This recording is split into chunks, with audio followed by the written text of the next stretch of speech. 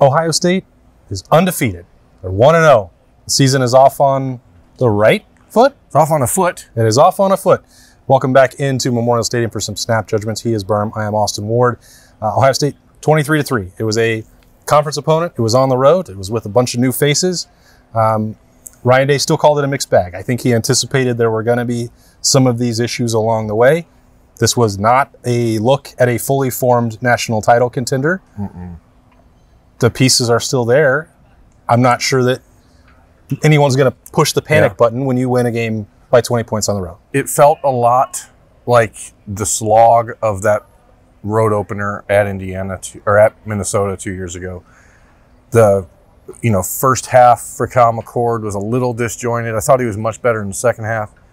I'm not going to hyper-react to his performance. I'm trying not to hyper-react to the offensive line, especially the left side of the offensive line, and how that had its butt kicked for a good portion of the afternoon. I'm not entirely sure, without looking at tape, like what's the problem there. As sometimes it looked like Indiana just had one extra guy that was unblocked. There were multiple times when Ohio State on short yardage situations just didn't block the guy off the edge on the left side, and that led to loss of yards. It not happened with Travion Henderson. It happened with Mine Williams. It happened with Trip Trainum. Mixed bag is the right word for the offense, and that's okay. Like, if we were going to go into the 2023 season and have concerns about, is this going to be right? I think you'd rather it be, is this going to be right on the offense than the defense after the last 5 years, which the defense played lights out. Indiana, again, we said it on the Keys pregame, we didn't really have any idea what they were going to be offensively. And I don't know that they had any idea what they were going to be offensively. They started one quarterback, played him for 3 series, then brought in Taven Jackson, who ran around a little bit more, and then they brought in the other guy again in the third quarter. And I'm like, I don't know what you're doing. They were running like a triple option almost with their little scat back, who's really talented. Not the best offensive team Ohio State's going to face by a wide margin, but it was confusing, and I thought the defense did a nice job reacting. I think we can go player by player, but you went on the road by 20 in the Big Ten is a good day. Michigan wins 30-3 at home today against East Carolina. I didn't watch it. I assume Michigan probably could have stretched out if they wanted to in the fourth quarter, but you'll take it. The Buckeyes, it would have felt a whole lot better if you punch in the 2 short yardage red zone situations where you settle for field goals. If you get that out, it's 34-3 or something like that. And this game feels a whole lot better. Yeah, I mean, I don't know. We have to talk about the quarterback situation before we get into anything else. I mean, that Ryan Day said in his post-game press conference, his intention was to get Devin Brown in around the 3rd series. He wound up getting the 4th. He thought he would bring him back for another one, maybe the 5th or 6th of the game. Did not transpire that way. Because Ohio State had not pulled away. And so the quarterback that he had more confidence going into this game was the one that he thought could lead them to that victory. He didn't want to restart the process of finding rhythm, chemistry, understanding of what Indiana's defense was doing again with Devin Brown. I think you can understand that motivation when you're trying to get, like, this was not Youngstown State. This was Indiana. Are they as talented as Ohio State? They got a couple good defensive players on that team, too. I mean, that number 44, the linebacker, that dude could play at Ohio State. That's a good player. And if your offensive line is working through some things, you want to probably eliminate some of those variables. So I know that Ryan Day, chief among them, many people wanted to see Devin Brown. They wanted to evaluate both quarterbacks. I think you and I both feel that would have been great to see as well and informative for all of us. Didn't work out that way, and I think you can understand why Ryan Day changed gears. You referenced Kyle McCord's day. Had the interception. It was on a bit of a busted play after they went play action. Chip Trainum gets blown up. Throws late. Picked off on a 4th down. Throws late across the middle. Not usually where you want to make it.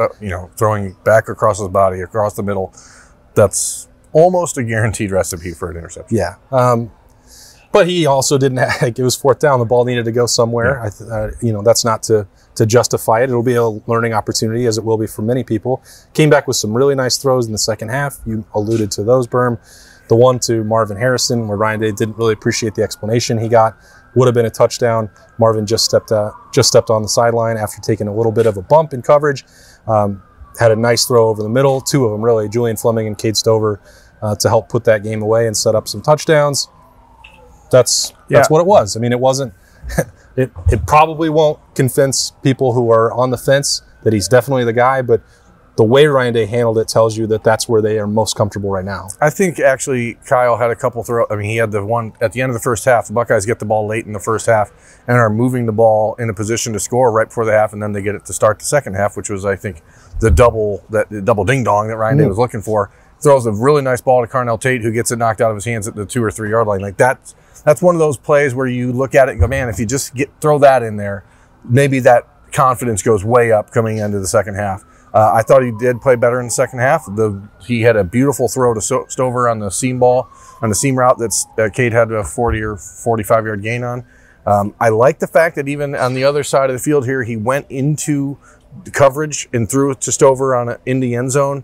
It was not a perfect pass, but like it was in the right spot. I think that's the biggest thing for Kyle and any inexperienced quarterback. When you have receivers like Marvin Harrison and Emeka Egbuka and Julian Fleming and all these other guys, like you can afford to not be perfect. But you can't be short. You can't be behind them. You need to be above them or outside of them where they can do something special. And the bad throws today were short. They were late.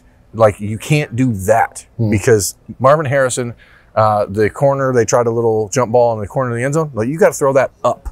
You got to throw it up, not behind. Maybe they're trying to get a PI call. I don't know, but it's just those little things. 2 of 8 on completions to Marvin Harrison. Like you're going to need to be better than that. Everyone obviously going into this game thinks, oh, that's his guy. That's where the chemistry is. Obviously, 8 attempts or 8 targets for Marvin is about where you need to be. But you just got to be a little bit crisper, and that'll come with experience. And I do feel bad for Devin Brown. I think that he was in a position where he should have been getting more of those reps. But this is a situation where Ohio State and all of us, I think, are going to have to adapt to the new play clock because this game seemed to go a lot faster. Well, not during commercial breaks. Well, there are a lot of commercial breaks, but during the play, it seemed to really move quickly. Yeah, I would say I hate it. And I wish that they could think about changing the rule immediately and reverting to the old way, but I doubt that I get my way there. It's really dumb because if the idea is to speed up the game, then just stop having so many damn commercials. That would help. You would have, there was a timeout, field goal attempt, change of possession, another commercial break. It was absolutely Is the $7 billion TV deal not enough that they have to get 40 commercials when they could just get by with 28? Whatever. Well, they need the commercials to pay $7 billion. I think that's the problem. What do you give? Let's grade him out. Okay. What do we grade out Kyle McCord at today? I'm going to go with like a B-. He completed almost 240 yards, no touchdown. Obviously, should have had one. Gets called back. I really did like what I saw of him in the second half, and I thought the offensive line played better in the second half, gave him more time to throw. So I really liked early in the game. He got under some pressure, got out of the pocket, ran for 8 yards. The play he made to Chip Trainum here, scrambling, was really, really nice. Yep. I'm going to give him a B-, and I think that if I would have given him a grade at half, it probably would have been a C. So I'm not going to say it was perfect because it certainly wasn't, but it was good enough to win by 20 on the road in the Big Ten. I think it was about what I expected overall, and with moments that were really encouraging. So sometimes you get questions wrong on a test. B- and C+ is probably about the right neighborhood, but there were a few tricky ones that he got absolutely right, and he deserves credit for that. It was by no means a disastrous performance from him or anything close to that. And you referenced a couple plays that if Carnell Tate doesn't put that on the ground, or if Marvin's foot is 2 inches to the left, or the official recognizes he was pushed out of bounds, then everything looks a little different. Now, again, that's not to say that they don't count or that they're not part of the grade. They are. Ohio State expects more from its quarterbacks than it got today. It does not like to go through games with no passing touchdowns. That's pretty rare for a Ryan Day team, although it did happen just last season at Northwestern. But that can't be the norm, especially not for a team that wants to win the Big Ten, get back to the college football playoff, and win a national championship. But I think the mixed bag part, to expand that beyond just Kyle McCord, not every snap on the left side of the line was bad. There were some running lanes at times. I thought Chip Trainum and Mayan Williams were probably more effective at hitting those than maybe Travion Henderson was for week 1. When we're grading that, think the unit as a whole had a successful day. Mine finished off 2 of those drives in the end zone, had a nice catch. Chip Trainum had one. Chip Trainum walking off the field. I don't know who he was talking to. Could have been me. Could have been Indiana. Could have been the Ohio State coaching staff. It could have been anyone. He said, tell these to stop playing with me. I don't know what he was talking about, but he seemed angry. Yeah. And he runs angry. And you could very much tell that the Indiana Hoosiers defensive players did not like trying to tackle him. Yeah, and they made the mistake of trying, I think, to trash talk him a little bit early on, which seems like a very bad idea. Chip Trainum, boy, I tell you what, he can do a lot of things. He played fullback for Ohio State. Ohio State had a fullback in its offense today. Write down the date, circle the date. I think it's the first time since Zach Boren in 2012 Ohio State played a fullback. Come on. Don't disrespect Don't Mitch diss the Rossi. I get it. Yeah. I get it. But, like, he not only was in there as a lead blocker, he was out in there coming out catching passes. You get a guy like that, and all of a sudden you have a lot of different things. And I think it raises the game of everyone else. The catch that Mayan Williams made on that 4th and 2 or the 4th and 9. Sorry, Ryan Day was. I understand. Didn't want to kick any field goals today, but then he did when they get the 4th and 2 from the 2. I thought he was going to go for that. I'm like, what do you go for it on 4th and 9, but then you kick the field goal from the 2? I don't understand, but whatever. Chip was pretty damn good. Like that's something where we all saw him last year. We know how athletic he is, but that was a man running angry. Yeah, Josh Proctor was playing pretty angry as well. Had a great first half. 1 tackle for loss, just reading the option, blowing it up, physical hit, coming in and a little bit high maybe, but puts a guy on the ground, another pass breakup later. A good half from him.